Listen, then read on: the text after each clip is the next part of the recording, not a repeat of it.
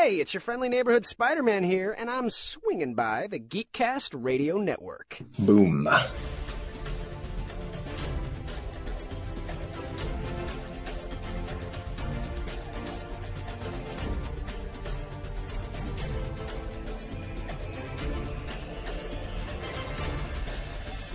Wake up, wake up, wake up. No, you sound like me before we shoot Waveform. Thank you. You're the first person in a long time that's laughed at that. Oh my God. I've been doing that for years, where I usually just slap myself, but lately I've just been adding in the ow at the end. So it's like, wake up, ow. Thank you. Maybe you should play something else. There is nothing wrong with your podcast player. Do not attempt to adjust the volume. Hello and welcome to Studio 2009. I am, of course, TFG Mike.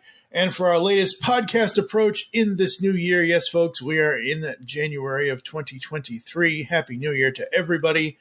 Here's hoping 2023 is better than the last year that we had.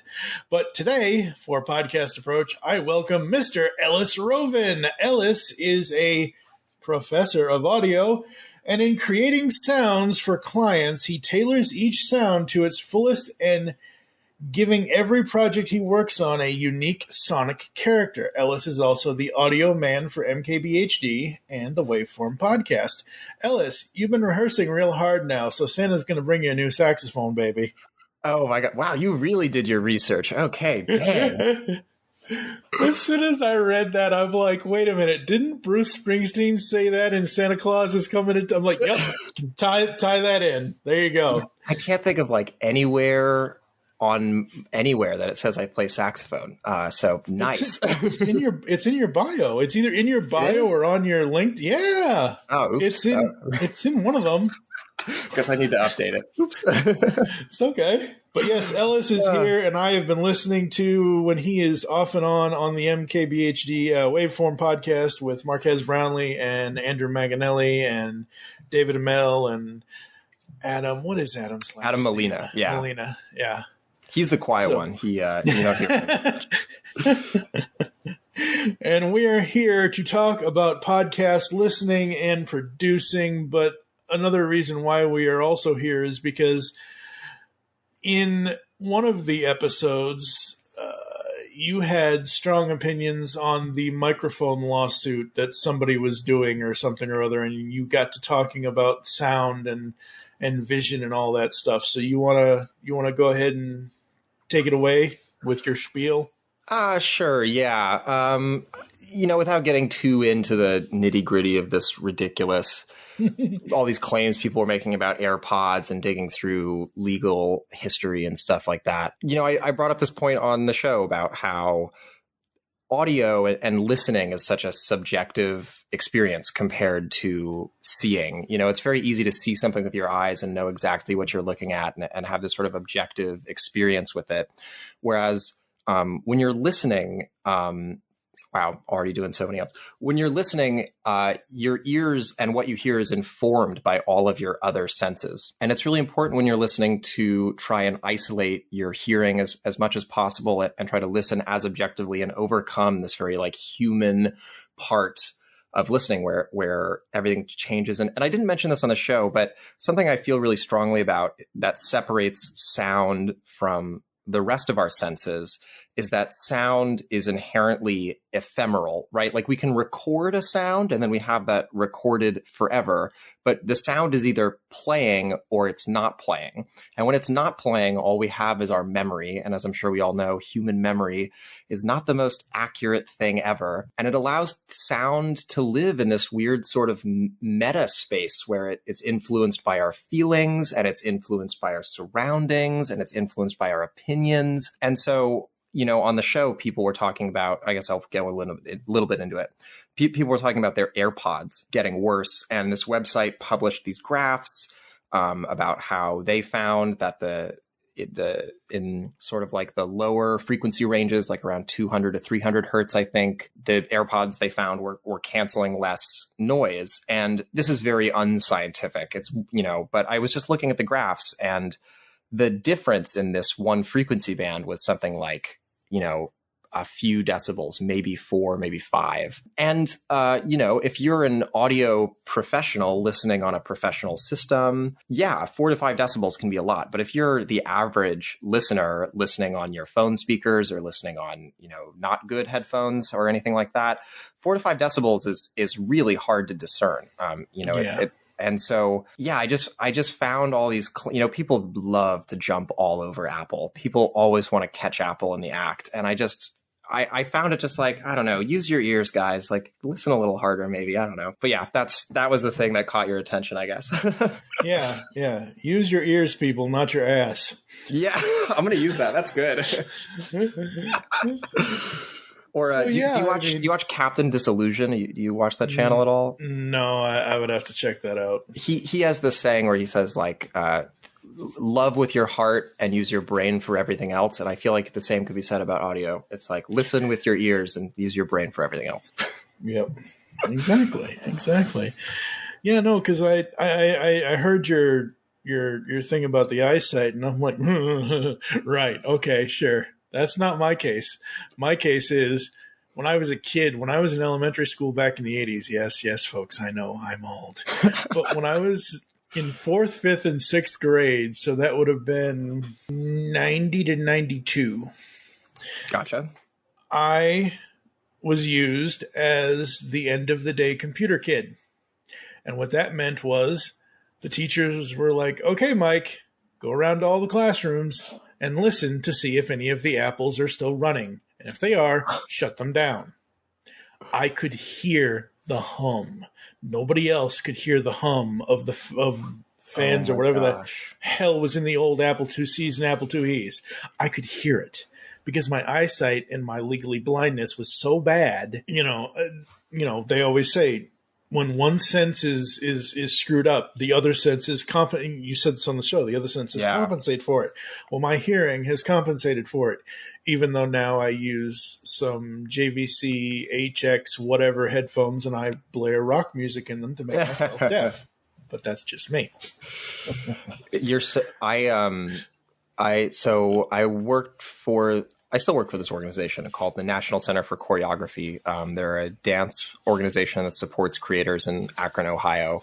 And they invited me to be part of this really cool thing called Radio Camp one year, which is sort of like a symposium for people who make podcasts and people who want to make podcasts. And I was on this really, really great panel with oh my gosh, I'm so sorry. I can't remember her name. If it comes to me, I'll double back.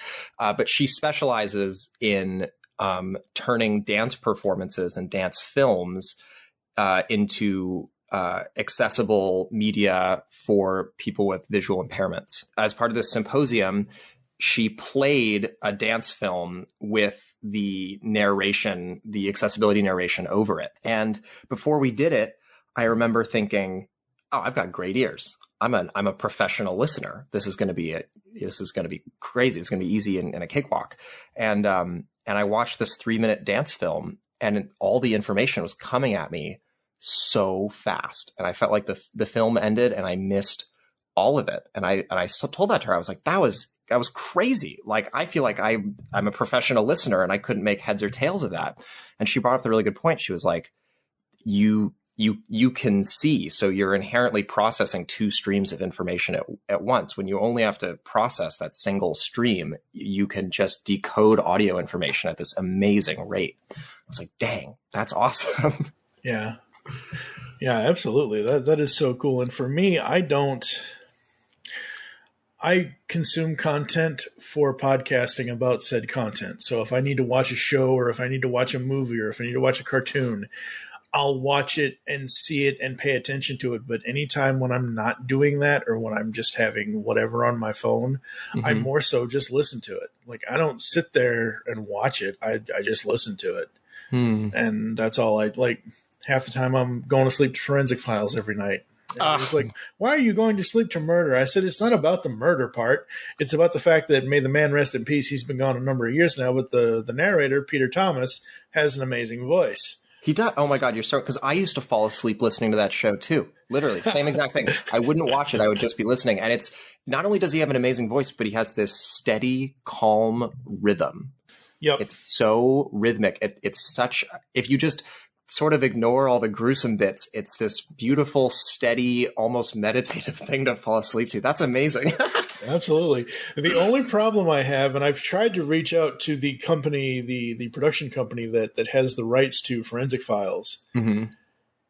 the volume on the episodes, every TV, every phone, I could be watching it on an iPod Classic from 2000 whatever.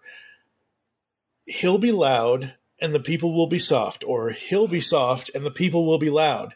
It's not the volume on my devices. It's not the volume on my television. It's something in the audio that happened with that show that they fucked it up. Yeah. Yeah, it's not a good mix. Huh. No. You know, I've never noticed that, but now I'm going to go back and totally check it out. At the Dallas Pistol and Revolver Club in 1991, Trey Cooley, a young spectator, was watching a shooting competition seated behind an air gun range. He was struck and killed by a stray bullet.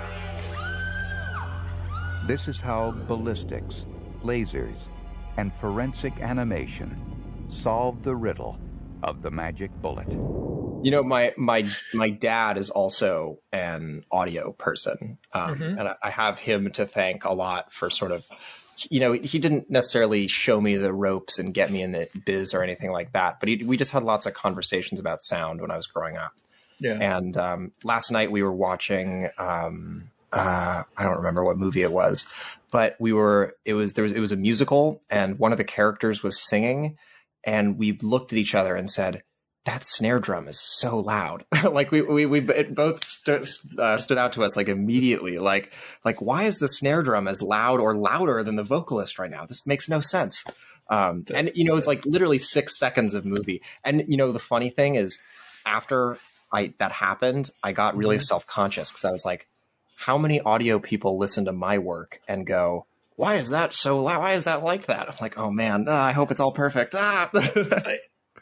I can say from listening to the Waveform podcast that very rarely do I notice differences in the mix of the voices or the leveling. You guys do an amazing job of getting that. Oh, so no, go for it. Well, you guys do an amazing job getting that audio leveled. And if there's anything wrong with the audio that I notice, it's most likely something happened and we forgot to, like, I remember I tweeted, because I usually end up taking a screenshot every time I listen. I'm like, oh, hey guys, I'm listening to the show. And wait, you know, the ads aren't in here where they're supposed to be. I kind of like this. This is kind of cool. Not, I understand why the ads are there. That's fine. I'm not trying to say anything against that. I'm just saying that one episode, I was like, wait, there's no ads. This is silent. What's going on here? And thank God you do, because I mean, someone hopefully will tweet at us, but yeah. Oh yeah, they should. I'm all about like interacting with the podcasts that I listen to, and now if they interact back, that's great. If they don't, that's fine too. Whatever, you know. Andrew usually likes most of the tweets, or sometimes he'll reply and all that. So you know, what were you going to say though? I'm trying to remember. I guess mostly, you know, I'm very lucky that everyone on the show is really, really professional, in the sense that they all have really level speaking voices. They're all really, really good at making my job of leveling them out really, really easy. And on that show, you know, actually, like the harder things to deal with are things like room reflections. Actually, that's like to me on the Waveform podcast, that was like my room reflections and mouth, all those noises. Those were like public enemy number one for me when I joined the show, because the room is treated, but it's still a small room and the mics are really close together. Yeah. And I don't know if you've caught this, or maybe some eagle-eyed people have caught this, but David and the producer table and Andrew all use SM7Bs, like the classic radio mic. Yep. And Marquez uses a revision of the RE20 that I believe is called the RE35 RV, but I can't remember the exact number. But it's essentially like the broadcast version of the RE20. Colin Cowherd uses it on his show as well, if you watch sports. And that mic is really, really, really sensitive. It's really sensitive. And so all of this sort of phase stuff begins to happen as Andrew's voice gets picked up in Marquez's mic.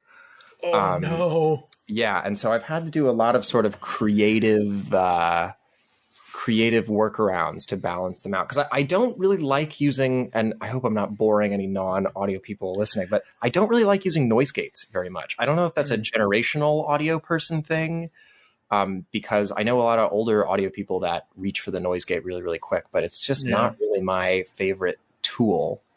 So yeah, I've had to come up with some more creative solutions. Yeah. Do you guys, this isn't about your all's podcast. This is about you eventually, but it's one of those things where, do you guys record on multi-track? Yes, we do. Okay, good. Yeah, we do record multi-track. If we didn't record multi-track, I would be pulling my hair out. Yeah. Although that being said, the tools are getting like scary good. They really are. There's a few plugins on the market that are specifically designed to remove reverb, and some of them can remove early reflections. And that won't necessarily solve your phasey problems, but it'll bring everything a little closer the way it sounds. And then there are some plugins that actually can semi-resolve phase issues. I don't know if you've ever used OEK Soothe 2. I haven't. No. That plugin does some wacky things as far as just like fixing your comb filtering and all that. So yeah, the tools are getting scary good. Well, that's good. We need scary good audio tools. I completely agree. Yes. Audio rules, video drools. Sorry. All right. When did you discover podcasts, and what was the first one you listened to? Oh, awesome question. Okay. I discovered podcasts in about probably 8th grade. And at the time, I loved Rooster Teeth and Red versus Blue and Achievement Hunter and all that stuff was like the coolest thing in the whole world for me. And so they had a podcast, the Rooster Teeth podcast, and I listened to that every single day. And then there was a sort of a spin-off podcast called The Internet Box that I also just like loved to death. And I had this kind of weird relationship with podcasting growing up because I was in this really serious music program. And I was practicing saxophone hours every day. And there was no doubt in my mind that I was going to be a professional saxophone player. That was like my whole life. And I would get these pangs of guilt because such a big part of learning an instrument is listening to recordings of other people playing the instrument and copying them and sort of inducting their skills into your repertoire. And I would spend a lot more time, not a lot more time, but I would spend a lot of time listening to podcasts instead of listening to other saxophone players. And I'd have this voice in my head being like, Ellis, you need to stop listening to these silly podcasts and start listening to saxophone. These podcasts aren't going to make you any money in life. And I could not have been more wrong. I literally could not have been more wrong.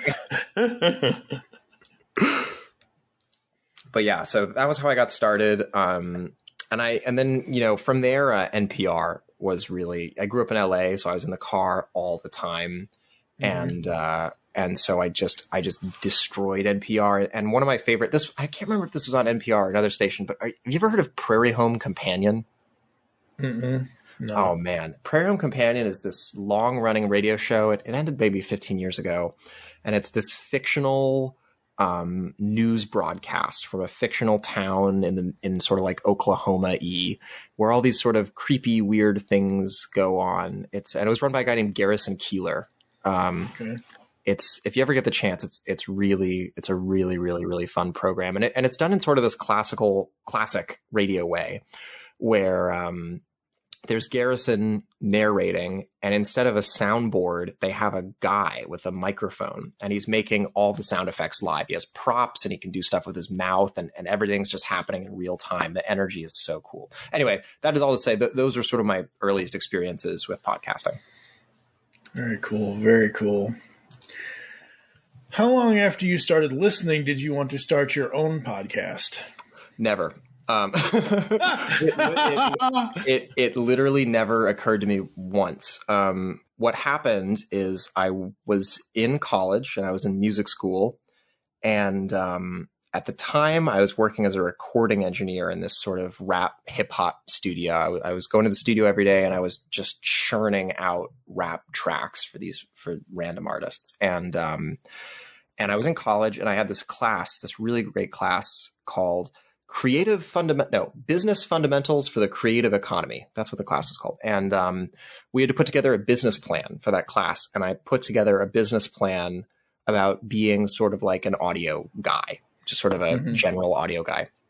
And my professor in that class was this woman named Jen Edwards, who is this unbelievably talented creative director, branding consultant person. And so she reviewed my business plan and thought it was really good. She was like, oh yeah, it seems like a great business plan. And then she got a contract for a company called Jacob's Pillow. And Jacob's Pillow is one of the oldest dance festivals in the country. It's this sort of like cultural heritage site at this point in America. And Jacob's Pillow reached out to her to help them make a podcast. And she was a branding person and a creative director, but she was not an audio person. And she had just read my business plan. So she actually tapped me while I was still in college to go help produce that show. And that was the first time I'd ever worked in podcasting my whole life. That was like I was diving in fresh. And at the time, I was pretty sure I wanted to be a professional composer. Like I wanted to score films and I wanted to write music for like stuff like that. And so I worked out this deal with her. I said, I'll produce and edit and mix and master the show if you also let me write the music. And she was like, cool. And so that was kind of my first dive in. And then I got super duper lucky. And I hate saying this because it makes me sound like a big jerk, but the pandemic was really, really good for me because I had this one show with a big organization under my belt. And all of these big performing arts orgs, they all are grant funded. Right. And the deal with grant funding is at the end of the grant period, all of that money needs to be spent. Otherwise, it's really hard to ask for the same amount of money next year. Yep. And so the pandemic hit and all of these organizations canceled their programming and they had all this money left over that they literally needed to spend. And so I was able to go to a bunch of them and say, hey, I know you have money. Give it to me and I'll make you a podcast. And that's so awesome. It was. And I kind of earned this reputation as the dance podcast guy because I was working for a lot of these sort of dance organizations. And yeah, so that's kind of how I got into it. But never once was I like, oh, I'm going to start a podcast, or I think I want to go into podcasting, or I see a future for myself in podcasting. It was very much something I fell backwards into. Very cool. Thank you. So you mentioned several of the ones you've worked on and several of the ones. First of all, what goes into a dance podcast? Like an audio dance podcast? I'm like, what is it? Just tap, tap, tappity, tap, tap, tap, tappity, tap? Every single person who I tell that to asks me that same question. I'm sorry. No, it's a legit question. A lot of them focus on dance history or dance theory or talking to artists. So we did this show called Inside the Dancer's Studio, where different choreographers would get interviewed with sort of like a standard series of questions. The Jacob's Pillow podcast was really the one that I had a lot of fun doing. And that was, so Jacob's Pillow actually maintains the country's most thorough dance archives. They have everything from recordings of talks to recordings of performances to recordings of, or to like physical things like costumes, programs. It's like this an unbelievably thorough archives. And so that show was about digging through their archives and bringing these archival materials to life in the form of an audio program. And that one was really, really challenging because a lot of these materials were not either not. I don't want. This is going to sound like I'm dragging the archivist the Pillow, which I'm not. Norton Owen, the archivist of the Pillow, is like America. It's like a gift to America that we have this guy who's so dedicated to preserving this stuff. He's amazing. A lot of it, though, was recorded in not the best techniques or not the best circumstances, right. or it was recorded on tape, and then before Norton got there, the tape wasn't stored properly, and there's all these things that could have happened. So a lot of the time, I'm getting these materials in rough condition. Mm-hmm. And so a big part of my job there was sort of like audio rehab, or like forensic audio, or for whatever you want to call it. And I think, yeah, that's been a big part of my podcasting journey, is just learning how to take a recording that is buried in noise and distorted to all hell. And how do you actually make this, not only how do you make it listenable, right? But if you take one of these recordings that is completely dilapidated, and you try to bring it back to full health, it doesn't sound believable anymore, because your brain knows this is an old recording, and your brain knows what an old recording is supposed to sound like. And if it sounds like a fresh, bright, new recording, it sounds fake. And so you have to restore it just enough to where you can understand what is being said, but not too much that it sounds doctored. It's a really fine line. Yeah. It reminds me, so are you a true crime junkie, or do you just like forensic files? I wouldn't describe myself as a junkie, but I feel pretty well versed. At least I haven't listened to Serial yet, but I really enjoy like Darknet Diaries, and I've watched the Netflix thing about the pizza murderer. So I'm definitely familiar with the true crime genre. Okay. Well, the reason why I ask is because in 2014, Investigation Discovery did a series, and I think it only had one season, if I remember correctly. Hear No Evil. So think of Forensic Files, but it's all audio. It's a visual show, right? But like it's focused on like there's one episode where the 911 caller hears the gunshot, the whisper, and then the other gunshot kind of thing. Like, I gotta watch this. Oh no, my God.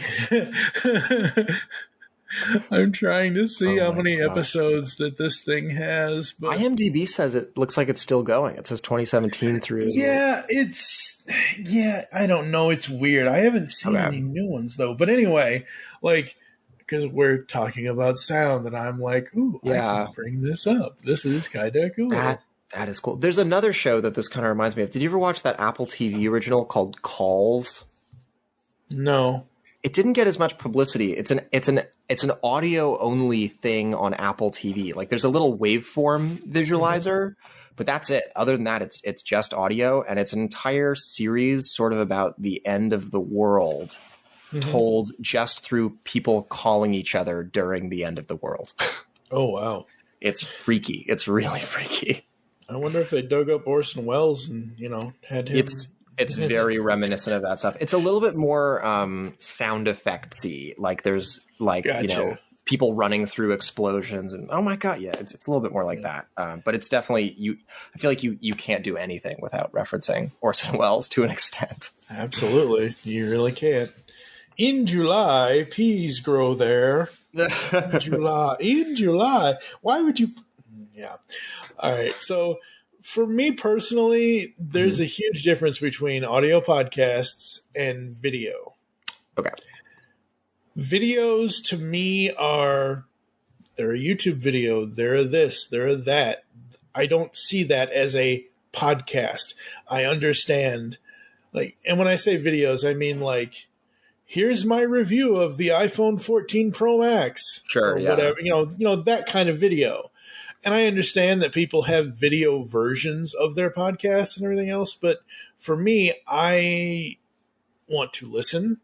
Yeah. I want to, if I'm listening and then I have to go do the dishes or take the trash out or whatever, I want to be able to take that with me, still engage in the content without having to sit here and watch something. So, which do you prefer, audio or video podcasting as a fan and as a producer? Excellent question. I might have the most annoying opinion about this. So I just want to say, before working on Waveform, I had never done a video podcast before. So I really had to change my thinking. And especially, it's so easy to do things on the video side of the podcast that you realize don't translate to the audio side of the podcast until people tweet at you. So I really had to change my thinking, there to make sure everything still works. But the reason I say I'm annoying is because I'm one of those people who will watch YouTube videos with my screen off. I'll go through, like, I'll watch straight up YouTube videos and just turn my screen off and just listen to them all the time. And so I don't know if I can say I prefer audio podcasts versus video podcasts, but I will say even visual stuff, I oftentimes consume purely orally. So I guess that's where I stand. But yeah, it's definitely something that makes you. One thing we joke about a lot at the office is how loose the term podcast even is anymore, because video podcasting is just like a talk show now. And like, what separates a normal talk show from a video podcast? And also even the word podcast, right? Because the word podcast comes from iPod, which is not a product you can buy anymore. It's not a product you can buy anymore. And, what was it that Steve said when he announced it? It was something and broadcasting. That was I think it's like the iPod and broadcasting, because I think the original idea of it was you could use an RSS feed to push out these new episodes. So it wasn't like broadcasting over the radio. It was like this new kind of broadcasting. Yeah. I mean, it still works, whether it's audio or video. And if you have to define it between the two, that's fine. Like I tell everybody, it's like, I am audio podcast only. I have no camera. I have no nothing. I don't want to make things complicated. I just want to sit here, look at my questions, and talk to awesome people. That's it. Perfect. Yeah, no, I totally feel you. That being said, there are a lot of things I do for the Waveform podcast that audio listeners might not even know about. Like, I've spent the past bunch of weeks. So we have a Rodecaster. Are you familiar with the Rodecaster? Yeah, I've heard it. Yeah. And we have all these lights all over the podcast, and all I wanted to do is be able to control the lights with the Rodecaster. And God, that was annoying. But it's the kind of thing where if you're watching the video podcast, I think it makes a big difference, when someone gets a trivia, it does. Right. Yeah. But if you're just listening to the audio podcast, it's like those hours of work literally made no difference in the product. Yeah, because in December of 2022, when you guys did your grand finale trivia episode. Oh my gosh. You knew I was going to bring this up. Oh yeah. Wait, I have one thing to say about this, and that's, everyone has been tweeting this and I haven't addressed it, and I feel like this is the perfect chance to address it. The reason Adam yells Thanksgiving trivia podcast is not because we recorded it in Thanksgiving. It's because we wrote it with the intention of the episode coming out in Thanksgiving, pushed it back to now, and in the script it still said Thanksgiving trivia extravaganza.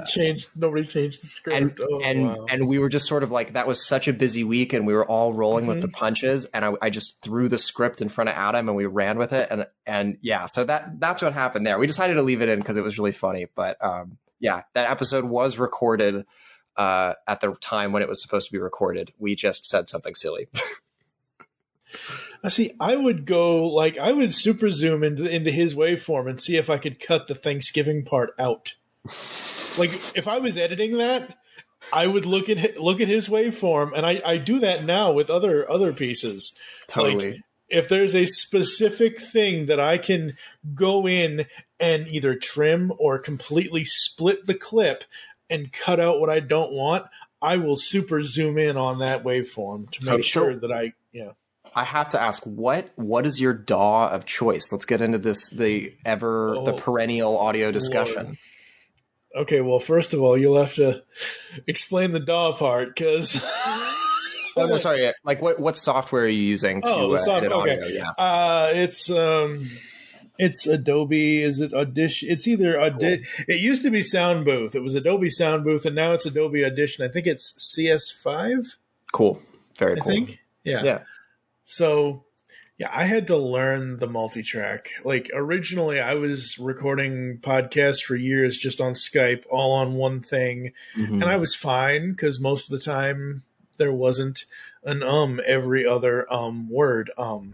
But, now it's like, oh, I understand. I can cut out sounds, or I can do this, or I can do that. Or if somebody accidentally coughs without using judicious use of mute or something, it's like, oh, I have this on a separate track. I can just cut out your cough, and I hope you're well enough to continue on with the show. Totally. That's the other thing. Apparently, I have a reputation. This is way before the pandemic. This was actually my first podcast. It was episode 17 of the Transformers Generation 1 podcast. We were reviewing the 5-part season 3 opener, 5 Faces of Darkness of the old Transformers Generation 1 80s cartoon. My buddy Pecan Court Michael, he was like deathly ill. And apparently he had this cold, he had this cough, he had this, he had that. And this was back in the days where I wasn't doing multi-track recording. And apparently I now have this reputation where, behind the scenes, it's like, you're sick? Do you want to move it? No, I'll be fine. Oh, okay. I'm asking you if you want to postpone. I don't have to cut out all your coughs. Well, that, but also, like, if they're sick, they're sick. Like, right, I'm not a monster. Yeah. I'm not going to sit here with an audio whip saying, be interesting. Talk on my podcast. Like, Oh my gosh. Like, again, this is coming out at the beginning of January 2023 when we were initially, trying to figure out when we were going to have you on, like a week later. Right. I think it was a week after we initially, you messaged me saying, we all have COVID. None of us are in the office. Oh my gosh. What a disaster that was. And I'm like, oh my God, I am so sorry that you have gotten that thing, whatever you need to like. And that's my thing. I am this, quote unquote people pleaser, but it's more so like I pivot better than any couch. Whatever I have to do, whatever is going to work, if we have to postpone it, we have to postpone it. I can reschedule stuff. I don't care. As long as I get the content, I don't care. Totally. Like, I'm not a stickler, like, oh my God, this has to be done on Monday. Oh my God, I kind of used to be like that, but I've learned over the last 14 years, it's like, it'll get done. Like I said on a podcast at the end of last year, I said, and no one is like screaming at me, when's this podcast, or when, like, no one's really asking me on Twitter or anything like when the shows are coming out. But I usually say at this point in my life at 42, almost 43, God, I'll be 43 in February. Holy crap. But, I usually say you'll get it when I'm good and ready to give it to you. Yeah. And that's usually how you deliver the best stuff too. It's just, most times. Yes. Yeah. But I also end up doing this whole like pre-production, like this is being, as of this recording in December, folks, this is being pre-recorded for January. So technically we are in January of the new year, but like I will pre-record a bunch of stuff and then I'll go back and look at it and I'm like, oh my God, I have to edit all of this. I think I edited like 10 different podcasts at the end of December. Like Christmas Eve, I know I was sitting here editing 3 different shows in one day. Wow. I'm a machine. Right. I am just a machine. Props to you. I get audio tired way faster than that. Yeah, I live in audio. That's just the way I am, I guess. So you've mentioned your setup already with what you guys use on the show, but if something happens to the headphones or the microphones or the microphone arm or the cameras or the this or the that, if it breaks down, heaven forbid it ever does, do you buy the exact same thing or do you upgrade to something different and new and better? That is such an interesting question.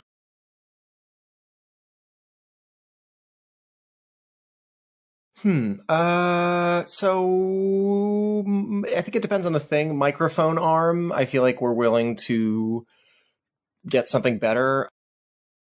For the rest of the stuff in there, I don't really know if there is a better to be gotten. Like obviously there's always more expensive headphones you can buy, but I think that's more of a branding thing. Like I think listeners or viewers would be weirded out if they saw a different pair of headphones on one of our heads. We just replaced a pair of headphones, not because they were broken, but because they were creaky. I could hear them creaking in the mic. Oh, wow. Yeah, sorry, it totally threw me off that you said microphone arm because we just had a microphone arm break. And I was like, how do you know? I didn't, because I have to so when the Waveform podcast comes out every Friday, and normally I will listen somewhere between 4 and 7 a.m. Just depends on when I wake up. But it's usually the first thing I do on Friday is listen to you guys. And I will then go back later in the day or over the weekend and see, I remember maybe Andrew or Marquez or you or David or somebody says, oh, this would probably be better for the video version. I know. So I still, no. My point is that I still go back to the Waveform Clips channel or the Waveform channel or Marquez's channel, wherever you guys publish the video version. And even though it might be a day after I've actually listened to it, my brain is such that I forget stuff all the time. So it's like, video version. Okay, I remember they said something about the video. I'm like, okay, like with the lights. And this is going to be interesting because Mr. Sound Round over here, folks, with trivia, were the lights timed to the sound effects in the trivia round? You mean like the waiting music, like do-doom? Yeah. No, they weren't. The lights were. All right, so have you ever heard the term pixel mapping? Yes. Yeah, so the lights were pixel mapped. So we've got these Quasar R2, the 8-foot model, and I don't know exactly how many LEDs are in there, but you can group them in 48 LEDs across the 8 feet. And so the way we drive it is the light thinks of itself as a 1 by 48 pixel display. Okay. And so I actually send it video files. And it's playing one row. It sums down the pixels to 48 pixels, and then it plays one row of the video. And so for the waiting music, I used noise, like not just like pure static, more like mathematical noise, but I used noise and I dyed it blue, and I think I made it like scroll a little bit. So it's actually completely random. And it just sort of happened to sync up with the music. Very cool. Very cool. Did you think you'd be podcasting for as long as you have, whether as a host or a producer or any of that kind of stuff? Not at all. Yeah. I feel so lucky that I work for Marquez. I remember earlier when I said growing up, I was obsessed with Rooster Teeth, and I used to think, man, it'd be so cool to work for a YouTube channel like Rooster Teeth, and here I am. So I feel like the luckiest guy in the whole world. Awesome. How have your podcasting goals changed since you started compared to now? Well, when I started, I thought of podcasting as just a vehicle to becoming a composer. Like it very much felt like a temporary thing for me. And now I'm in a place where I don't know if I want to say, yeah, I'm going to be in podcasting for the rest of my life, but it made me much more interested in things like storytelling and narrative arcs and branding. And it changed my my priorities a lot. Right now, I'm obsessed with jingles, which I know don't really have a lot to do with podcasting, but I actually think they can. I mean, a jingle can be an intro or an outro. A jingle can be an intro and outro, and they're also both expressions of a brand. A podcast is just a long form audio expression of a brand, and a jingle is a short form audio expression of a brand. But they're both supposed to leave you with the feeling that the brand is supposed to leave you with.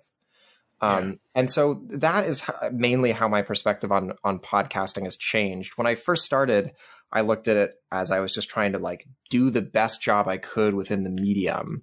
And now I look at it much more broadly, like how is this supposed to make people feel, and what sounds are going to make people feel that way? Yeah, I hope that kind of answers the question. No, it does. Yeah, no, absolutely. I mean, like, the interesting thing about you is you've been producing for a while and everything else, but most of the hosts or most of the people I have on are people like me, where I have been hosting, producing, whatever. Like, I've created multiple shows over the last, yeah. I'm not that. I haven't been in podcasting that long. I got my first gig podcasting in 2019, so I'm actually relatively new to it. Well, you guys do excellent work over there, so keep it up. Thank you. Yeah, thank you. All right. Your podcast listenership. As a listener, what defines a good podcast to you? Ooh, not that sound. I can tell you that right now. Yeah. It. I try not to be a huge stickler about audio when it comes to podcasting. One of my favorite podcasts called Now and I really hope. I mean, they're not going to hear this. Who cares? One of my favorite podcasts is called Now and Then. It's a podcast about American history, and it's these two women named Joanna Friedman and Heather Cox Richardson, and they're both really famous American historians. And it's this brilliant podcast where they pick an issue and they trace it through the full 200 years of American history. And they're both razor sharp. They're so smart and so informed.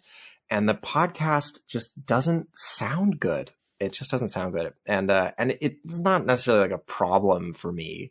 Like, I've never turned off an episode because it sounded so bad. But part of me is like, I don't even want to work for them. I just want to give them some pointers or something like that. Yeah. But I also I always get nervous whenever I say that out loud, not because I'm worried about offending them, but I'm also kind of worried that there's like a producer on the show already who I'm going to offend. And you trust me, the one thing I understand about producing a podcast is that, and I'm sure you know this too, it's so much is out of your control. So like your guest could be in the worst environment recording on their phone, and there's nothing you can do about it.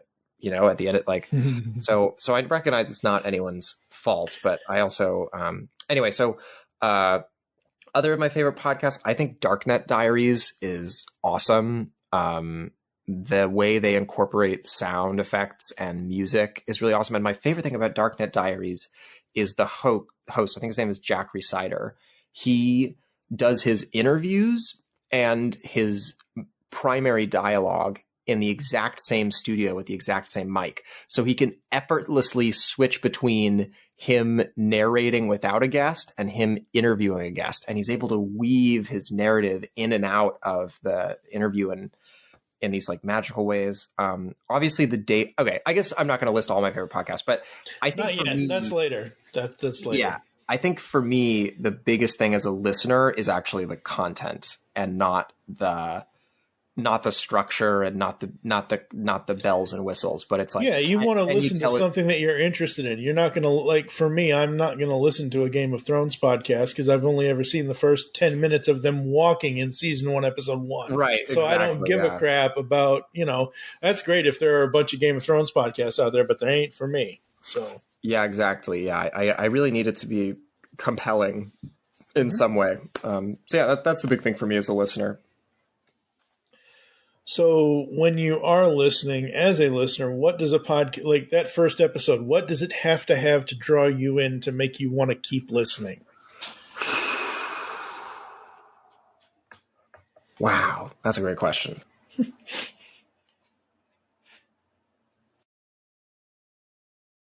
I don't know. I think for me, it's narrative structure.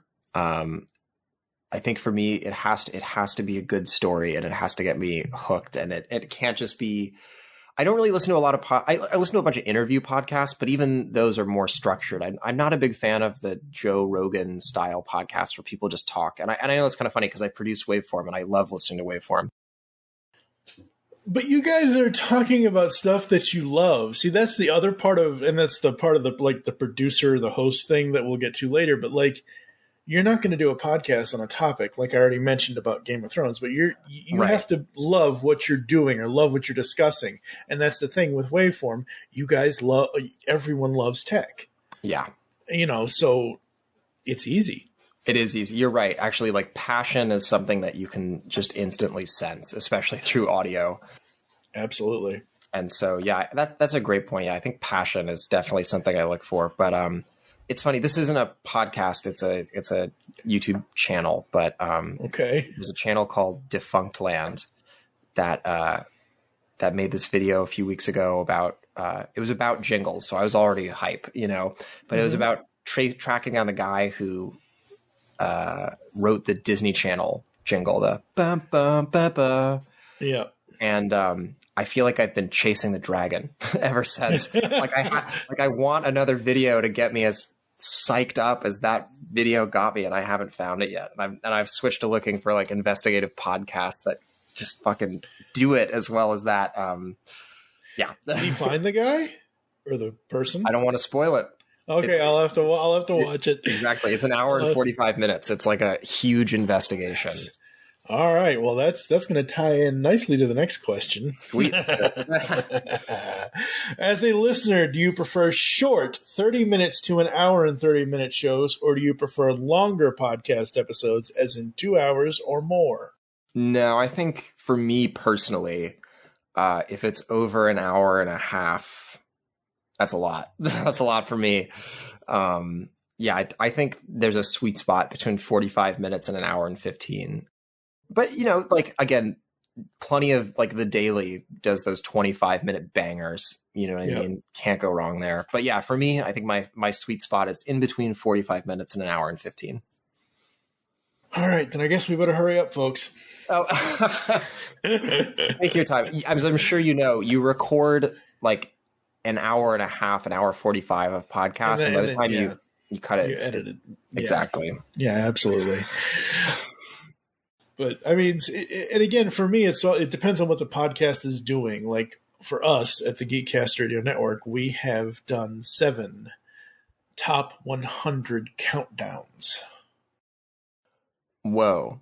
Actually, I say whoa, but audio, audio is so much better a medium for a top 100 countdown than video. Absolutely. So the top 100 countdowns that we've done in the past, and I don't have the list. So originally, and everyone listening to the sound of my voice who has listened to this show before, they've heard me say this in the last year and a half, 2 years, 3 years, whatever. But this is just for you. You remember the old, and I say old because it is old, the old IGN top 100 animated series list? Mm-hmm. Totally. That was 100 page clicks. Oh my God. You had to click through to see every entry. My buddy, Kevin, Optimus Solo, he's like, there's got to be a better way to do this. And he, along with myself and my other, the guy that co-created the GCRN with me, Steve Megatron, we came up with an audio format for a top 100 countdown, and we can do it with almost anything. We've done animated series, animated films, villains, wrestlers. What's the key to making it flow? What's the trick? Well, you got to have someone in the hot seat directing the traffic. You have to have, the traffic, this is okay. Coming in at number 100 is Ellis. What is your opinion of this? Blah, blah, blah. Let's move on to the next, blah, blah, blah. But these episodes usually, because we're usually doing 20 entries per podcast. So it's like 100 to 81, 80 to 61. So each of those is an episode of the show. They usually end up being 2.5, 3.5 hours long, depending on what we have to say about whatever. The one we just finished was the top 100 Transformers characters countdown. Got it. And I don't know if it was you or if somebody said recently on the show that they were a fan of Transformers. I forget who it was. I could have sworn I heard one of you all say that. But I put, so that is, I think it's roughly about 11 and a half to 12 hours of produced audio. That took me 100 hours of it. I kept time. Oh my God. My wife passed away last year, but when we were doing this, I would take breaks. I would go visit her. We would spend time together, but I would basically spend 14 to 15 hours a day editing one episode because you have to put in every little clip, like my buddy Steve does the voices for number 100, this, and then you put a clip of whatever the character is. Wow. I wrote a blog up about this on our website, and 100, like, it was the biggest project I had ever done in audio editing, and I'm very happy with the outcome, but the workflow of that was just nuts. Yeah. How long was the final episode? It was 6 episodes. So episode 1 and episode 6 are the intro and outro. Episode 2 through 5 are the countdown. Like I said, in grand total, it's like 11 and a half, 12 hours of published audio. Amazing. That's awesome. I'm not trying to toot my own horn here. I'm just letting you know that, like, all about the audio. Like I said to you in the DM on Twitter, it's like, but that thing nearly killed me a couple of times because I'm like sitting here, working for like, 13, 14 hours a day. And I'm like, what time is it? Have I, I don't like, I want to get this done. And then I got down to one of the top 25 episode. I got down to number 7 and I started screwing up and either falling asleep or putting in clips that weren't supposed to be there or not, like the mouse was off the, I'm like, okay, I got to go to bed. I'll finish this tomorrow. Right. There's never any shame in I'll finish this tomorrow. I learned that. Like, sometimes you just need my ears get really tired. I used to feel really bad about it, but like even at the MKBHD studio when I'm working on mixing the podcast or mixing a video or something like that, like I'll stand up and take my headphones off, like, I don't know, once every like 45 minutes at least. You know, you need to, like, your ears are a muscle just like any other muscle you have, and they get worn out, Yep. As a listener, do you start at the beginning of a podcast, the most recent episode, or do you jump around? I actually do something even worse. I listen in reverse order. You listen backwards. Yes.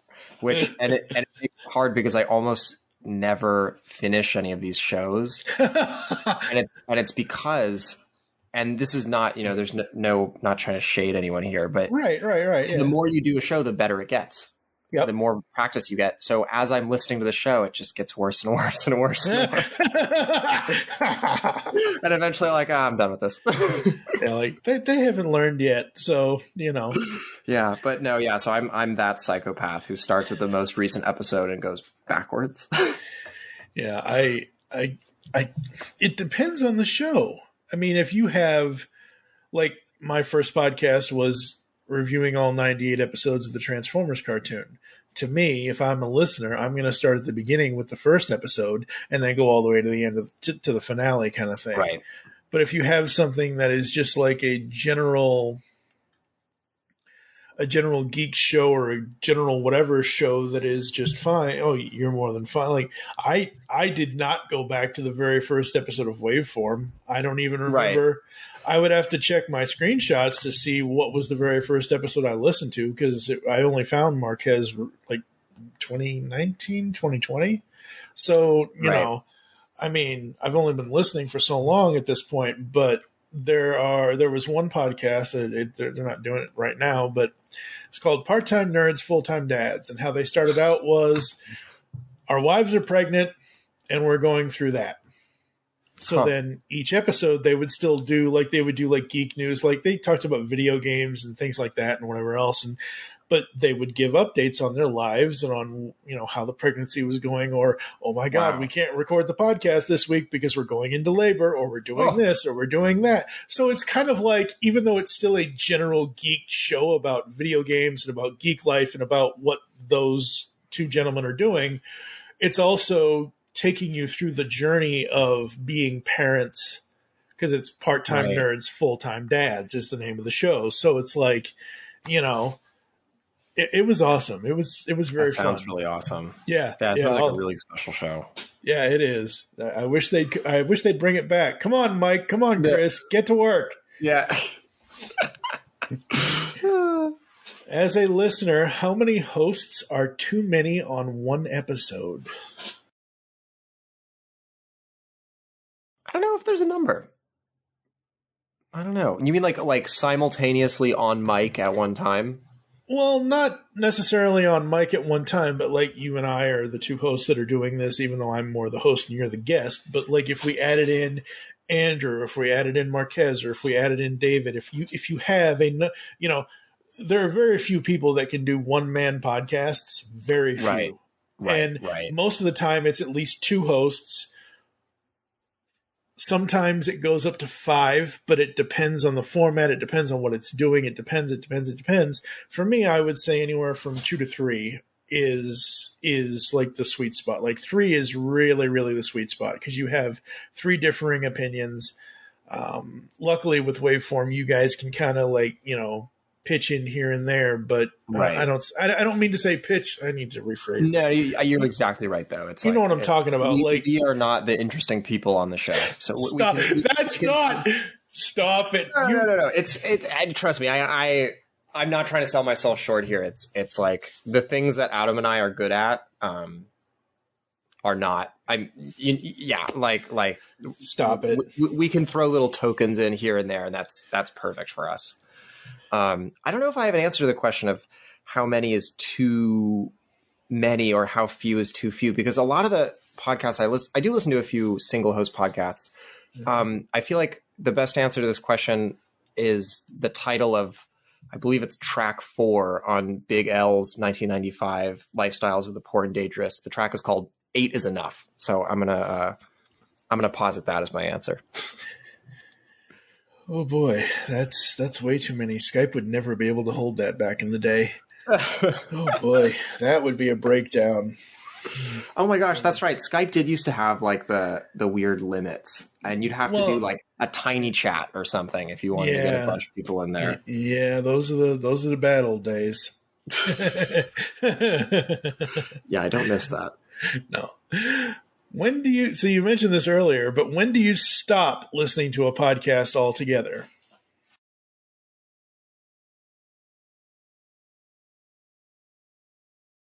I don't know. There's some that I feel like a lot of the ones I listened to when I was younger, I kind of feel like I don't listen to anymore. Like I don't really keep up with Rooster Teeth to any degree. But I don't know. I guess I don't listen to very many podcasts. I guess I should preface that. Like I have like 6 or 7 that I listen to. And I've frankly listened to those for like years. So I guess when they end, like the last one I think I just stopped listening to was called The Lazarus Heist. Okay. And it just ended. That's just it. Like they were just like, we're done. Yeah. So yeah, I don't know if I have a great answer for that one, unfortunately. But I mean, for me, it's like I'm one of these old people who like, I'm not easy. Like I have thick skin. I survived the 80s, damn it, as a kid. Right. Like not a lot of stuff is going to offend me. Like, like people getting upset over blue bubble versus green bubble. Oh man. Like, oh my God, it's the end of the world. Just make all the bubbles purple, then we'll be fine. Yeah, all the right. same color, it's fine. It's whatever. But like for me, it's like if the quality of the show, like the audio quality dips, or if there's too much I do not like. I understand there needs to be a silence between what you're saying and what the other person is saying, and that's fine. But if I'm sitting here trying, like recently in the last year at this point, like I will be thinking of something, and then as the host who is supposed to be running the show, I will completely break down because I have forgotten whatever the fuck it was that I was supposed to be saying, and it would be like, oh yeah, I really want to talk to Ellis about shit. Oh crap! What like, it's kind of like turning the robot off, and it just kind of like depowers and Totally. So like if stuff like that happens, or if things aren't like no one's going to hear this because I'll have cut it out. But at the beginning of this recording, I said, okay, 49, 50, 51 edit point. Yeah. No one's going to hear that they just heard me say it now, but no one's going to hear that. But like, it's those kind of things. If something has to happen, like if you need a bathroom break, or if you need this, or if you need that, okay, let's pause. I will find a way to bring it back, blah, blah, blah. But it's like, it's that kind of stuff that would make me stop listening. Like, if you're going to continually do that, if things are going to be continually not, and I understand nobody has the editing insanity that I do as far as like digging, like, but because I have the time. I don't, like I told you off air, I literally eat, sleep, and drink podcasts. That's what I do. Listening, producing, whatever. It's kind of like, yeah. Have you seen Fever Pitch? The movie No, Fever? what's that? Oh, okay. Well, in Fever Pitch, it's Jimmy Fallon and Drew Barrymore. It's a baseball movie from 2004, and it's based around his character's absolute love of the Boston Red Sox. Okay. Greatest baseball team ever.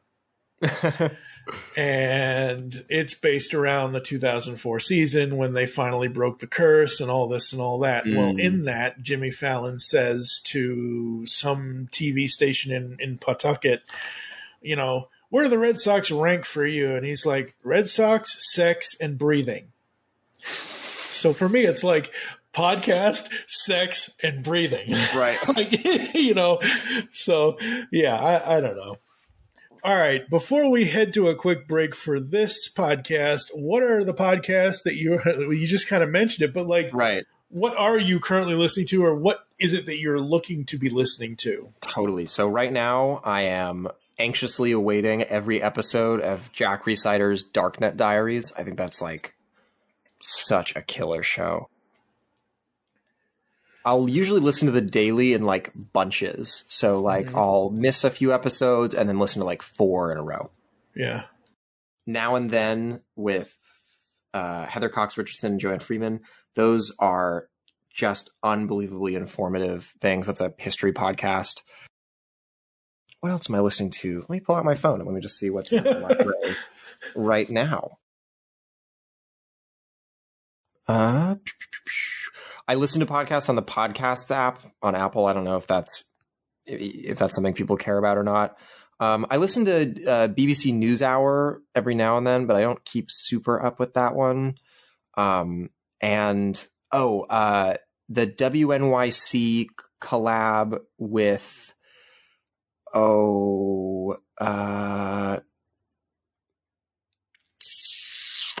it's called Now, or no, it's called More Perfect. Who does this? Everyone who knows this is going to be like, wow, Ellis, this Radiolab. It's a WNYC collab with Radiolab, and it's about the Constitution and the Supreme Court. And I think they just do an excellent job with telling those stories. That is what I'm listening to right this second. If you have a baseball podcast, though, that you want to recommend, there is a baseball podcast-sized hole in my in my listening. So I'd love to take some recommendations there. I actually don't. I don't actually listen to any sports podcasts. Gotcha. Oh, man. Yeah, originally from Boston and south of Boston and all that. So, Boston sports is kind of like life and whatever else. And I pay attention to it every now and then now that I'm in Indiana and whatever else. But it is what it is. Oh, real quick, if you're in Indiana, you should try to make a trip down to the Sweetwater showroom. You're right near Audio Mecca. Oh, really? All right. So we're going to go to a quick break here and hear some ads and some other stuff and whatever else that I decide to put in here. And I don't know, maybe I'll somehow get David on here you're listening to the Studio 2009 podcast. Right. But we'll be right. Ow, wake up. We'll be back right after this. Hello, geeks and geekettes! Looking for a podcast that covers a vast array of topics? Then check out Altered Geek Unleashed, where we discuss our thoughts on this week's geeky news, tech, gaming, television shows, movies, cartoons, comics, and more. So, get altered, get geeky with the Altered Geeks. Every Friday on the Geekcast Radio Network.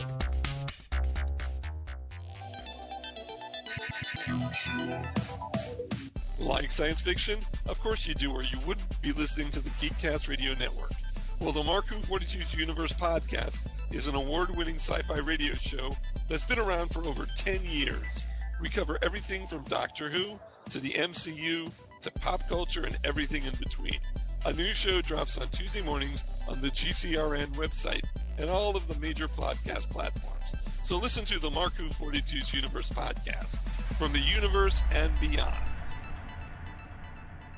On the Simplistic Reviews podcast, we talk movies. We talk TV. We talk... Hello, Julie, what the heck are you doing? Trying to make our spots sound more exciting by adding explosions. Yeah, I'm pretty sure you could have got the point across with sound effects, not the real thing. Download the show on iTunes or at simplisticreviews.blogspot.com. I'm sure your insurance company will cover that. No, they won't. No, they probably won't. We are back here inside Studio 2009, which was the podcast that Steve Megatron and I created in 2020. And it's all about the audio and visual. Like, we will cover that's why podcast approach is here. But we will review movies. We'll talk about music. We'll talk about, anything. If you can hear it or you can see it, we'll talk about it on this show. So it doesn't matter what it is. We wanted to, basically put, instead of having a movie podcast or a cartoon, like I still have the cartoon podcast and that's fine. But like, we wanted a place where we could talk about anything and everything. So that's kind of what this is. And it has been awesome having Ellis here. And we are going to be talking about podcast production. Oh, yeah, baby. As a producer, do you find yourself listening to podcasts less and less? Yes. Totally. Yeah, no. It's definitely the kind of thing where, like, when you work on podcasts all day, at the end of the day, maybe a podcast isn't what you want to put on. I still love them, obviously. Yeah. But yeah, I definitely noticed that the rate at which I consumed them dipped a little bit when it became part of my day job. Yeah, absolutely. As a producer, are you a podcast planner or are you throwing stuff at the mic to see what sticks? Please don't throw stuff at me. That's another great question. I am a planner, definitely, through and through. But I also find that, especially at MKBHD, things move so fast. Yeah. And just I think in modern web content production, things just move really, really fast. And so you have to find a balance between planning stuff out and being ready for anything when that red light goes on. And that's why I'm really thankful to have my co-producer, Adam, because when there's two of us, we can actually truly be ready for anything. As a producer, do you prefer... Okay, so this is usually for people that aren't in like this whole giant conglomerate that you're in, but as a producer, are you a one-man show kind of host or do you prefer working with co-hosts? I've never done the one-man show thing. And also, like, I describe myself as a hired gun. I've never started my own show from scratch or anything like that. I've worked as a consultant working with brands and organizations to help them get a show together. Yeah. But I've never done the one-man show thing, and I don't know if I like it very much personally, because I love audio. I love making things sound good. I love telling stories. There's also a lot of things I don't really like, and I'm glad when I have other people to do those things for me.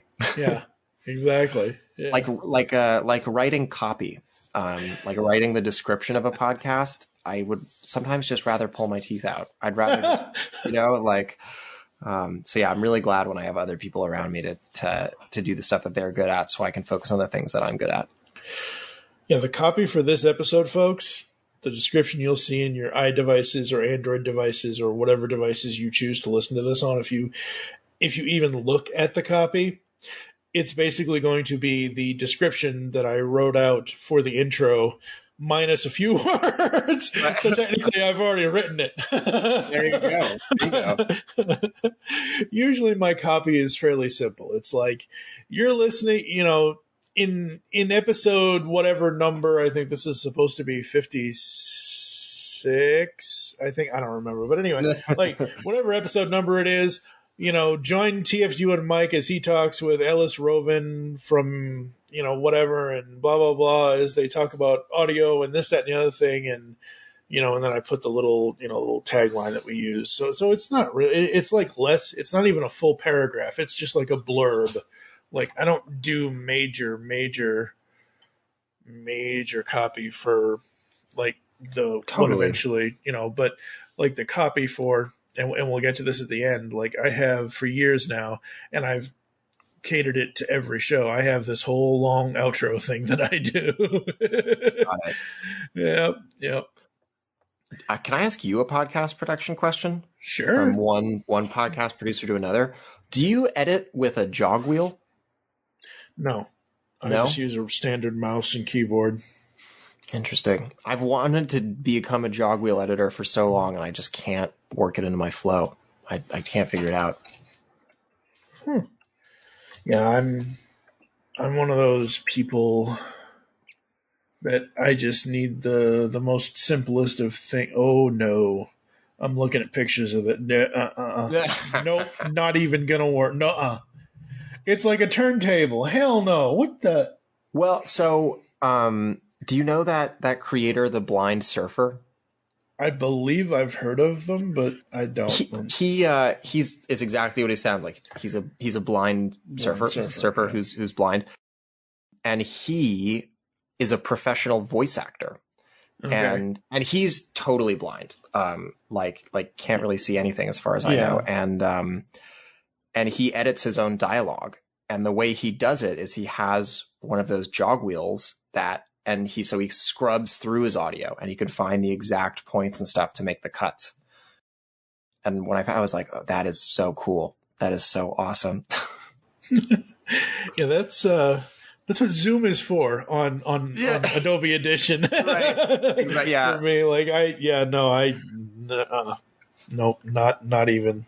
There's no, like, just looking at that, I'm like, I'm not a DJ at a rap battle. Like, that reminds me of is I have one at my desk, and the thing that I find myself using it most for is when I'm doing sound effects for an animation that they give me, and it's really nice to have the wheel so I can go frame by frame and really calculate all the motion that's going on screen. But as far as dialogue editing, I haven't worked it into my flow yet. Yeah, I'm sure the jog wheel works best on the videos that you guys do, and I've seen, because again, I'm a fan. I watch Marquez's stuff on the main channel and whatever other people he has on the main channel with him. I watch all the stuff on the studio since you guys launched the studio channel, which I'm like, the studio, I wonder where they got that. I know it's fine. It's no big deal, whatever, but it's like, I've seen some of the behind the scenes stuff of what you guys do with the video. I'm like, oh my God, the jog wheel probably works better on visual than audio, most likely. Yeah, that's where I find use for it, but I'm still looking for how to work it into my dialogue flow, but not yet. So speaking of all this, fancy stuff, as a producer, do you feel you need a mixing board and all the fancy stuff that would essentially be found at a radio station, or are you good with a great microphone and headphone setup? I actually have a take on this that I don't know how many people would agree with, but I stand by it. Okay. And that's that you don't need a great microphone or great headphones. The most important thing to recording good audio is actually the room you're in. It's the room you're in, and it's where you put the microphone in the room, and it's how far away you are from the microphone. Playing with those three variables can get you so much farther than buying a new mic can. And it's really hard for me to explain this. When people reach out to me and they say, what mic should I buy? What headphones should I buy? I usually say, whatever mic and headphones you have, and get really good at placing those. And one of my favorite lessons to teach when I was, when I was teaching audio at the University for the Arts in Philadelphia was we had these really nice recording studios there, these acoustically treated, not just acoustically treated rooms, but rooms that were architecturally designed from the ground up to sound really good. Right. Right. And we would fly a $4,000 mic and a $400 mic. And we would shoot them out against each other. And overwhelmingly, it was very clear to my students that when you have them placed correctly in a good room, the difference between them is very, very, very small. It's very small. So as far as fancy stuff, okay, that being said, my editing setup is totally pimped out right now. And it makes me edit at like a whirlwind pace. I have a LG dual up giant square monitor on my left and Apple Studio display on my right. And I have like a full, it's sort of like a Stream Deck. It's called the Monogram Creator setup. It's just a bunch of macro buttons that I have custom mapped to all my stuff. Yeah. I have like a super deep, intense, expensive workflow for my editing. But as far as recording, yeah, man, you can get so far with a mic that costs $150. You really, really can. Yeah. Yeah. It doesn't, like I said, and there are times where, some people would be I think the mixing stuff, again, you guys do this podcast in person and all that. I think that's probably where mixers would probably come in, is to make sure it's, all the audio's correct and everything else and that kind of stuff. If you're there in person with Waveform, I hope I'm not getting too technical for anyone, but, with Waveform, we have the Rodecaster, so we have faders. We have a little mixing board for everyone's mics, but I have those faders bypassing the recorder. So even if I turn someone's mic up in the middle of the podcast or turn it down in the middle of the podcast, that is not reflected in the actual recording. That is just for what people hear in their headphones. Oh, nice. Day of. Yeah. So I try to keep it as pure as possible entering the recorder, and I'm just making people more comfortable in the studio. There's a guy named Al Schmidt who passed away last year, maybe this year. And Al Schmidt is one of the most famous recording engineers ever. And he's most famous for recording Frank Sinatra. He was like Frank Sinatra's go-to guy. And for a lot of those early Frank Sinatra recordings, man, like 50s and 60s stuff, there's no compression and no EQ on it. Seriously. Yeah. It's just straight into the mic. And it's because if you know how to wield a microphone, the microphone will do a lot of the work, especially if it's a nice mic. But yeah. Absolutely. As a producer, how much time do you put in the editing of the podcast or of the show or whatever? You want me to address that sort of generally or for Waveform specifically? You can do it for Waveform specifically, but you can also do it generally too. Whatever you want to do. Honestly, the perfect answer that I could give to that is as much time as it needs. Right. And the real answer is as much time as I have. Right. Yeah. I don't know if there's like a set amount of hours or anything like that. But yeah, I feel like it's a constant battle of how much time would it take to make this as perfect as can be? How much time do I actually have? Where's the compromise to where I'm still delivering AAA quality stuff? Yeah. Usually, depending on the time of the actual recording, people have told me, and I agree, and I will say this as well, is more so like if your show's an hour and a half or if your show's 2 hours, you're usually putting in 2.5, 3 hours of editing time. Yeah, I think that's about right. Yeah, it's usually about double of what the actual show is going to be, because you have to go in and you have to make sure everybody's leveled. You have to make sure, there are no background sounds. You have to make sure no cats are screeching or no dogs are barking or no helicopters are flying over. Invisible helicopters are flying overhead, out there in LA. If I had to, give a piece of advice to anyone who is just starting to edit podcasts for the first time and try to figure it out, and this was a piece of advice given to me by an engineer named Alex Santilli, who is like one of the most brilliant mastering engineers in the country, I think. He told me once that if you find yourself adjusting someone's track level by like you're going up a decibel and then back down a decibel and then back up a decibel, and you're making all these like little tiny adjustments like that, it means you're not using enough compression. And you can save yourself a lot of time by using a compressor in really smart ways. I edited a podcast once.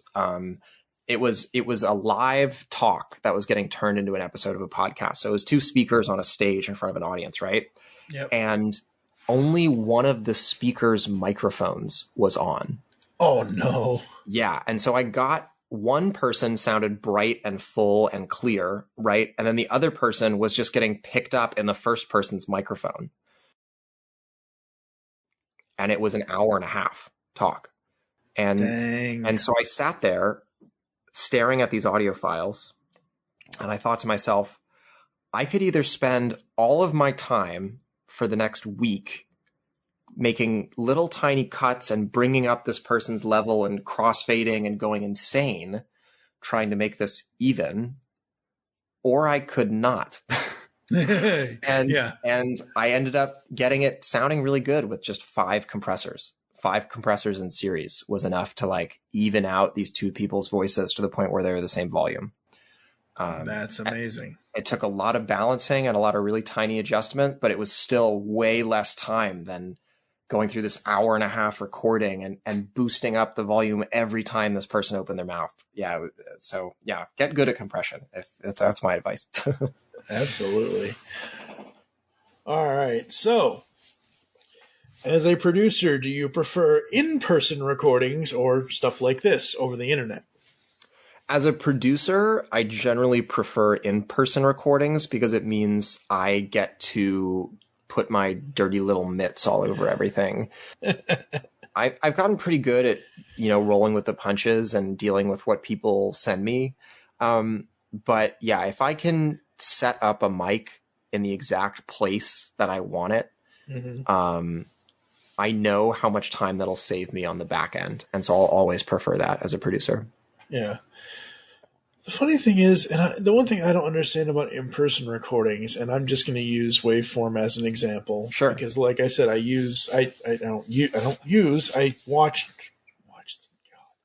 watch the clips, and I'm like, you guys are all sitting there, whether it's you and Adam or you and whoever, or whether it's Andrew and Marquez, or if they have a guest or whatever. You all have headphones on and you all are talking. My thing is, you're all in the same room. Like, what are you hearing in the headphones that you're not hearing outside of, like, if you took the headphones off, essentially? Like, I've never understood what is heard in the headphones as somebody is talking. Even in radio, I don't get it. That's a great question. It's to me, no, I can speak for everybody here. It's about hearing how the mic is picking you up. so you can keep track of how loud you're speaking and making sure you're speaking in a consistent volume. But have you ever heard of this thing called the proximity effect? Yeah. So also keeping track of the proximity effect. So if I were to get really close to the microphone, it's going to get all like bassy like this. You could really hear the bass in my voice, even though I'm talking like really quietly. And then if I get really far away from the microphone, all that bass kind of goes away. And the same thing happens if I rotate the microphone. Yep. So now I'm talking into the side of it. You're going to lose a lot of the lower frequencies. Yeah. So using the headphones is almost like an audio reference of what's happening in the mic, I think is what most people are going for. So just again, as an example, if Marquez is saying something to David and Andrew, he's hearing himself? That's correct. Yeah, everyone is hearing themselves as well as everyone else. And then actually, the other reason for the headphones is we use the soundboard on the Rodecaster. If someone gets a trivia question correct, I'll play the correct sound. And I don't want to set up a speaker in the room because then that'll go through everyone's mics. Yep. Okay. Yeah. Again, I'm an over the internet podcaster. I have been for 14 years. So that's why I'm asking you these questions about this, because I don't know.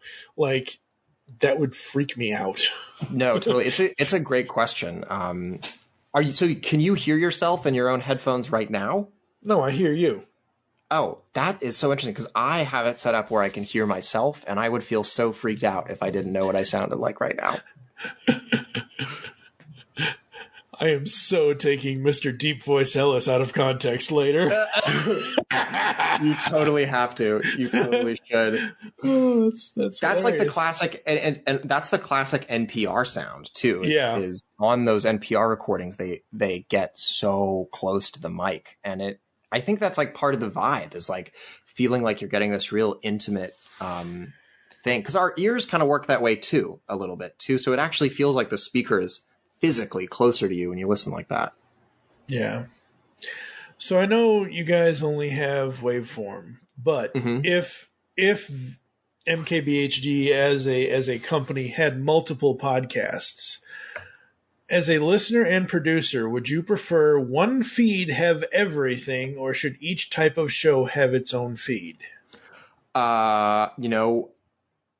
That's above my pay grade. Okay. All right. Well, for me, it's one of those things where as a listener and a producer, I fully believe each thing should have its own feed. If you're doing if you're going to do one about tech, if you're going to do one about movies, if you're going to do one, and it's all so different from each other. Like, no one's going to have you put a full on episode by episode review series of He-Man and She-Ra or whatever, and then put Transformers after that. That's strange. Don't do that. Just have it all on different feeds. One podcast at a time, folks. Don't try to be me.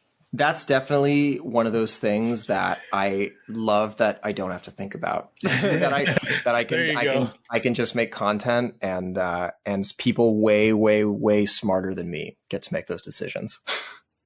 What is your favorite topic to discuss on a podcast? If I'm opening my mouth and gabbing, I love talking about audio. I just love it. Teaching, I loved teaching audio. I'm very happy with my current job. I feel like when I'm old, I want to go back to teaching. Like when I'm like an old man and I can just sort of like wax poetic about sound.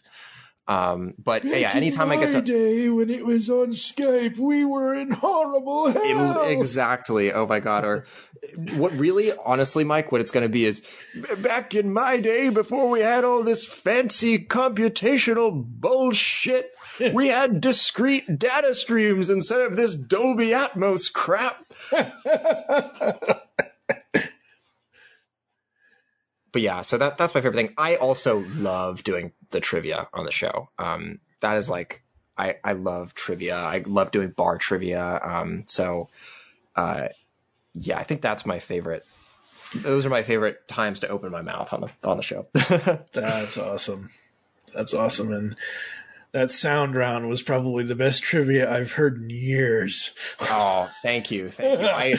I can't wait to figure out how to top it, honestly, because we definitely want to do another sound round, and it's like, how do we raise the stakes? If you have any ideas for sounds to quiz the boys on, definitely let me know, because now that we've used most of the famous startup sounds, like I'm thinking we'll do like maybe ringtones or notifications or themes. Like, I don't know.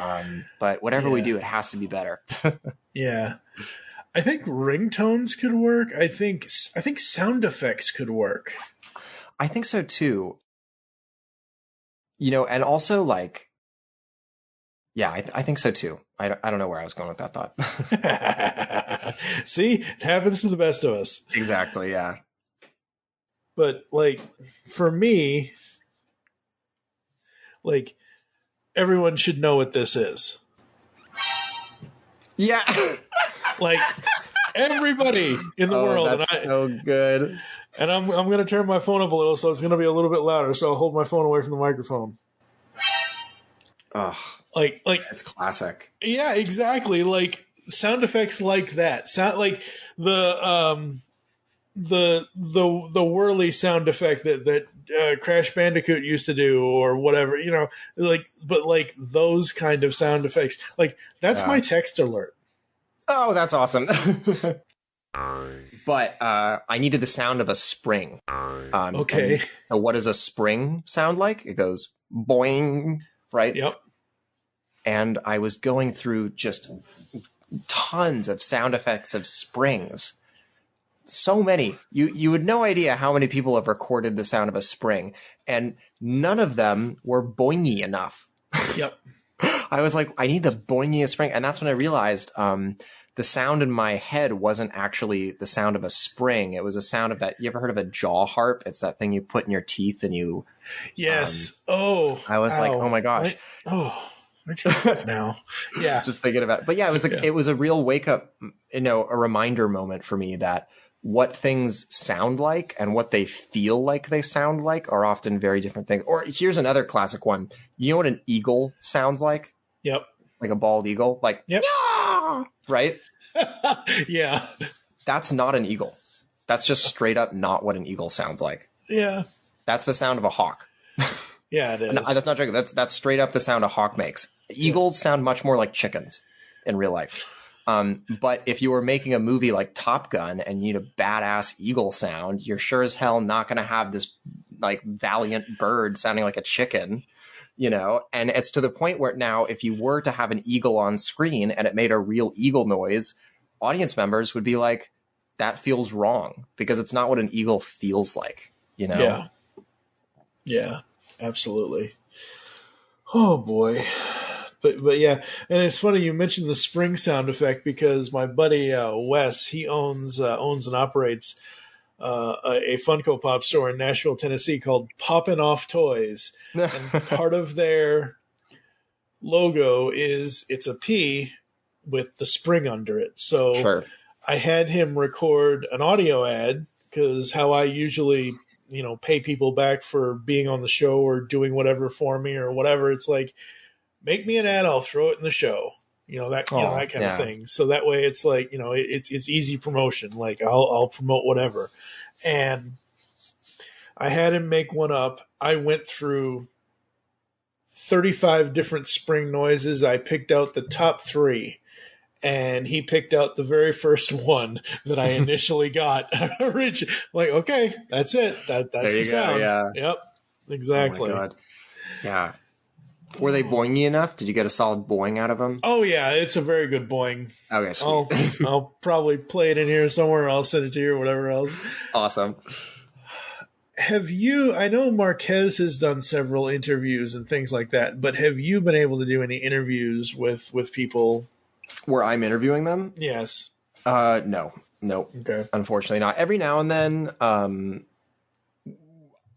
when we're interviewing someone and maybe that interview isn't actually going to be on camera, I'll sort of be in the background, instant messaging the interviewer, being like a second brain for them.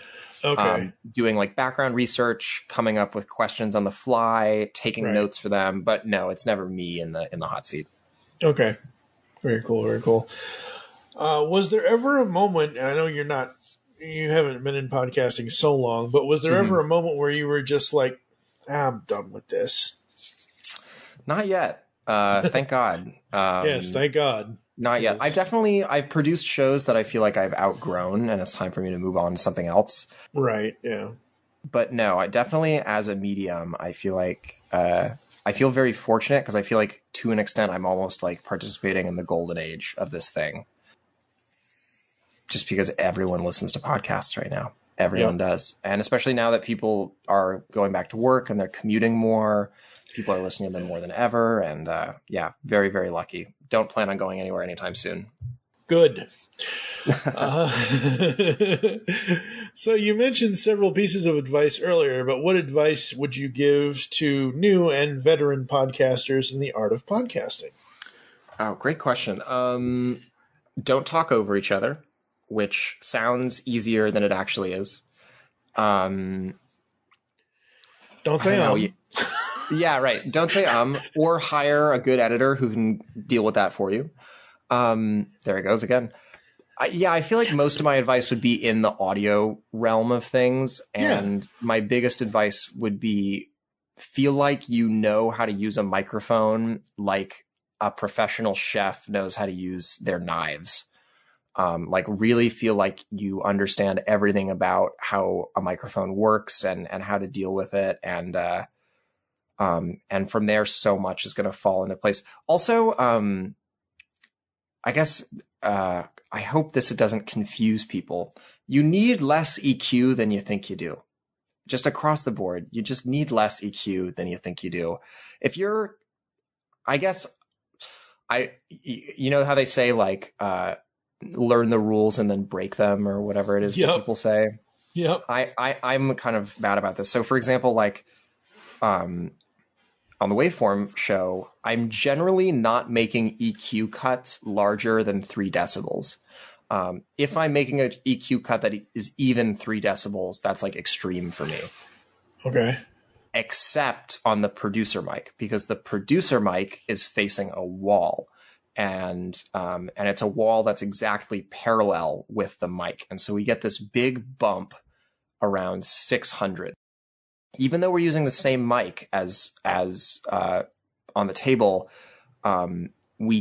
there's so much more 600. And so I find myself regularly making a 6 decibel cut at around 600 for the producer mic, maybe 500, 600. So there I am not following my own advice, but that's a single cut I'm making, you know? So use less EQ than you think you need. That's awesome. Very cool. Very cool. So, final question. Oh man, already? Already. Where can the people find your show? Oh, okay. So you can listen to Waveform with Marquez Brownlee. Anywhere you listen to podcasts, you can listen to it on YouTube. We publish clips to all social media platforms. It's really not that hard to find. If you are interested in dance, I guess I don't work for the show anymore. Oh my God. Yeah. I produced my last episode for them in December, but, spent a long time producing a show called Pillow Voices. It's called Pillow Voices. I'm really proud of that work. So talk about it. Like, tell me about because that was the archival show. Right. Yeah. Right. But like right before we started doing this, you know, you were kind of telling me about it, and I was like, how can they do? And I don't even know if it's in the record. I don't think it's in this episode, but like, I'm like, how can they do a audio podcast about dance? What is it? Just tap, tap, tappity, tap, tap, tap, tap. So I'll start from the beginning. So, okay. In the turn of the century, not the turn of the century, like 1920s, let's say, there were these 2 dancers named Ted Shawn and, oh my gosh, I'm so embarrassed that I can't remember the other woman's name. Oops, this is so embarrassing. Anyway, so Ted Shawn is the important person here. So Ted Shawn was sort of a founding figure in American modern dance. and he was gay, but I don't know if he maybe ever would have admitted it. And I don't, it was a different time, right? And in the 30s, when the Depression hit, he bought this farm in Beckett, Massachusetts, in the Berkshires, and started America's first all-male dance company, because this is at a time where dancers were almost exclusively women. And men dancing was kind of really frowned upon. And he started America's first all-male dance company, and he moved them out to this farm, and he started this sort of like dance commune where during the summers they would wake up and spend the first half of the day working the farm, and then the second half of the day rehearsing dance. And then in the winter, when the farm was shut down, they would tour the country performing. And this farm over time turned into a dance school and also a dance festival, and became almost like this dance mecca in America, where a lot of America's most famous dance minds came to work. And over time, they started collecting all this really brilliant material. And they started a dance archive led by this guy, Norton Owen, who's a national treasure. And so I worked with Norton, and I worked with Jen Edwards, the woman who pulled me out of college and got me into podcasting. And we started bringing these materials to life that were hidden in this archive. And it's just brilliant artists talking about brilliant things. I think we have like 46 episodes. I say we, I no longer work on the show. But I was really proud of that. It was one of the first gigs I ever got. And I wrote pretty much all the music that's in the show. There's a few things by Bach here and there that I did not write, but so definitely go check that out if you're interested in the fine arts and dance. If you're not, you will probably find it very boring. Other than that, Waveform with Marquez Brownlee is a riveting show. We just finished a full game show episode, which was so much fun. Yeah, that's where you'll find my stuff. It's funny. This is like totally off topic because it's, we've been talking about podcasts this whole time, but I also, my other side gig is I do like light shows and stuff at nightclubs. Oh, very cool. like totally separate from all the music stuff. So if you're ever at a club in Philadelphia or New York, maybe I'll be there doing the lights. Awesome. Very cool. Very cool. All right. So I'm going to put you on the spot. Do you have a trivia question that I can use before we go to the next break? Do you want do you want it to be like an audio question or a podcasting question? Whatever. Or whatever you want. Oh my God. Whatever you want to do. Oh my God, I definitely do. In the famous Beatles recording, I Saw Her Standing There, how many tracks were in the original session? Well, folks, we'll find out right after this. For over 6 years, my guest and I have been discussing the soundtracks to our lives. I'm Jesse Jackson, and I've had hundreds of fans from around the world share their stories about the power and magic of all kinds of music. If you enjoy stories about joy, redemption, trials, and ultimately triumph, then please check out Set Listing Bruce, a Bruce Springsteen fan podcast. Remember, there is magic in the night.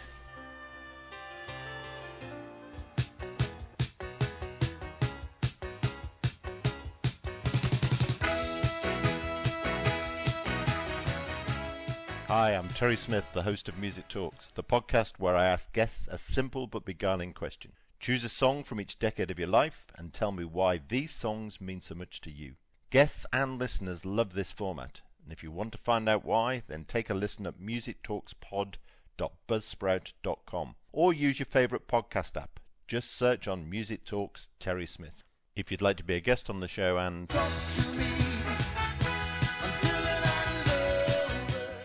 then send me a tweet at MusicTalksPod. I look forward to doing some music talking soon.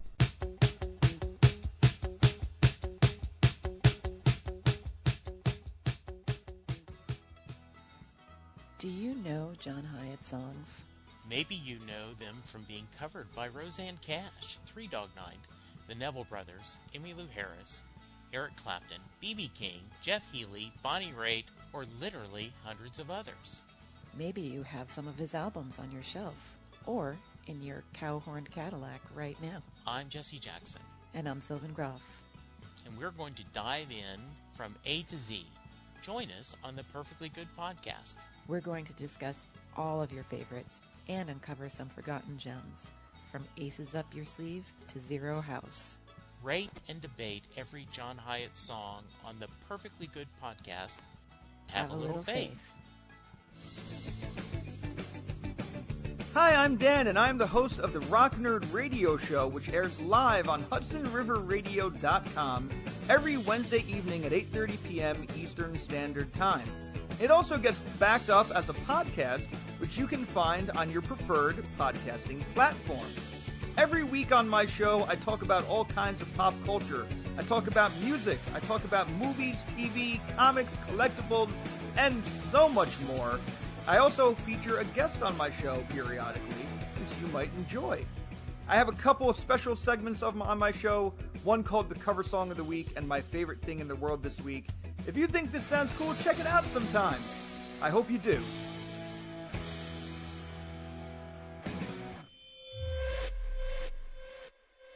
All right, we are back here on Studio 2009's podcast Approach with Ellis Rovin. And yeah, outside of Yellow Submarine and Paperback Writer and a few others, I'm not the biggest Beatles fan in the world, so I have no idea how many tracks were used. So I believe that was still in the Beatles 2-track days. Hopefully, if I'm wrong, someone will correct me, but I'm almost positive that was done back in the day where you had a rhythm track and a vocal track, and that was all you got. Oh, wow. And also remember, there isn't really like overdubbing in the same way back then. So if you messed up a take, you had to start all over. And if you want to go, even further down Beatles trivia, there's a traditional British folk song that dates back all the way to the Middle Ages, called As I Rove Out. That's what it's called. And that is actually what the song I saw her standing there was based on. Very cool. Very cool. Yeah. All right, Ellis, thank you so much for joining me. This was a blast, as I knew it would be. This was awesome. Yeah, this is so fun. Tell your friends. Yes. All right, so I've got a standard outro, as everyone knows. Thank you for joining us here inside Studio 2009. If you'd like to get in contact with us or leave feedback for the show, there are several ways to do so. Visit the website, geekcastradio.com, where you can listen to and comment on all of our content. Send us email to feedback@geekcastradio.com. You can check us out on any podcatching client you choose to use. You can follow us on Twitter at GeekCastRadio with an R at ITS Studio 2009, all one word for the show. I am at TF2 and Mike. Would you like to give out your Twitter? Yeah, I'm at Ellis Rovin, at ELLISROVIN. I don't have very many followers, so if you follow me, you'll be one of the select few. Woohoo! Great. I'm probably going to cut that out and put in Homer Simpson. Awesome. Awesome. Become a fan on Facebook. Go to facebook.com/Geekcast Radio Network. You can also check out Studio 2009 podcast over there as well. Join us next time when we're either going to be talking about TV, because we haven't done a lot of TV on the show. We've done a lot of movie stuff and everything else, but we're going to talk about some sort of TV topic or something. I have no idea what's going on in the month of January. For now, I am TFG and Mike with Ellis Rovin. You'll hear us back in the studio soon. So also keeping track of the proximity effect. So if I were to get really close to the microphone, it's going to get all like bassy like this. You could really hear the bass in my voice, even though I'm talking like really quietly. Oh, hold on. I'm going to let this helicopter go by. So you don't have to remove it. I can't even hear it. Oh, sweet. Okay, never mind. I love it. That's awesome. An outtake. Boom.